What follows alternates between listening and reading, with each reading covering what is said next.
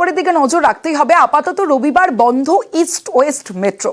Green লাইনে পরিষেবা বন্ধ থাকবে রবিবার। আরও একবার জানাবো, আপাতত রবিবার বন্ধ ইস্ট ওয়েস্ট মেট্রো। কিন্তু কি কারণে বন্ধ থাকবে ইস্ট ওয়েস্ট মেট্রো জানাবে আবির ঘোষাল রয়েছে আমার সঙ্গে। আবির, দেখো, ইস্ট ওয়েস্ট মেট্রো দুটো ভাগে চলে। একটি হচ্ছে হাওড়া ময়দান থেকে এসপ্ল্যানেড পর্যন্ত, অন্যটি চলে হচ্ছে শিয়ালদা থেকে সেক্টর 5 পর্যন্ত। এই গোটা প্রকল্পের অংশ দুটো ভাগে, দুটোকেই বন্ধ রাখার সিদ্ধান্ত নেওয়া হয়েছে। তার কারণ হচ্ছে সিবিটিসির কাজ করা হবে, অর্থাৎ কমিউনিকেশন বেসড ট্রেন কন্ট্রোল যে সিস্টেম, তার কাজ চলছে।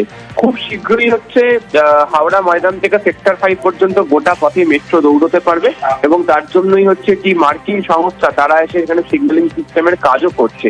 মূলত যে কাজ হচ্ছে এসপ্ল্যানেড থেকে শিয়ালদাহের মধ্যে, এবং যার কন্ট্রোল রুম প্রত্যেকটা জায়গাতেই থাকবে।